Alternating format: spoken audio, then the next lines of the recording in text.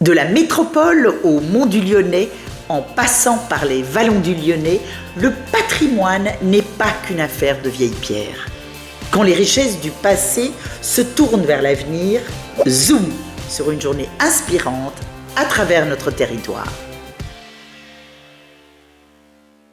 Notre voyage débute là où la terre raconte son histoire, à Saint-Genis-Laval. Plus qu'un simple espace vert, le parc de Beauregard est un véritable livre d'histoire à ciel ouvert. Là, déjà devant nous, on a les ruines du château ou de la maison forte qui a été construite au XIIe siècle et qui a appartenu à la famille de Chauvirey.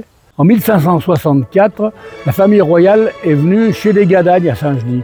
Il y avait là le roi Charles IX, Catherine de Médicis, le duc d'Anjou, futur Henri III, et Henri de Navarre, futur Henri IV. Comme les Gadagne étaient très riches, ils avaient prêté de l'argent au roi de France et il y avait des relations commerciales entre les deux, disons.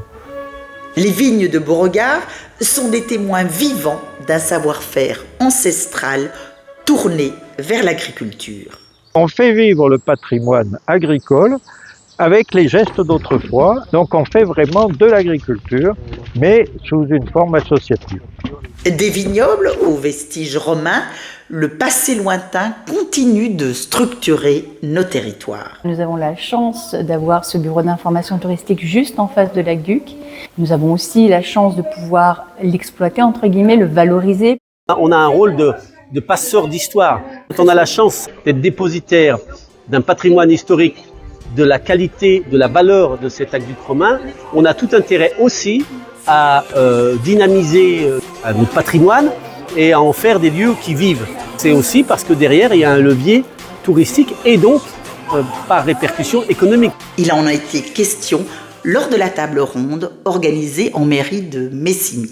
On est tous légataires finalement de ce patrimoine, on se mobilise tous pour l'entretenir et c'est une des raisons d'être tous ensemble réunis. Et donc moi je suis très attachée en tant qu'adjointe à la culture à Messigny, à la transmission avant tout de ce patrimoine, de la culture. Transmettre aux adultes, mais aussi et surtout aux jeunes générations, par les écoles, mais aussi par des expositions.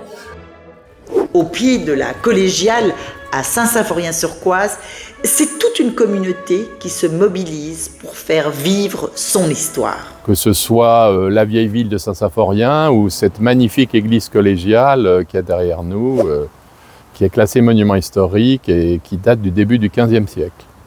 Fièrement labellisée plus beau des Tours de France, la commune porte un projet ambitieux de reconversion de ces anciennes tanneries Ronzon. Les tanneries sont un site historique. C'est pour ça que nous avons voulu réhabiliter ces friches et en faire un tiers-lieu du territoire.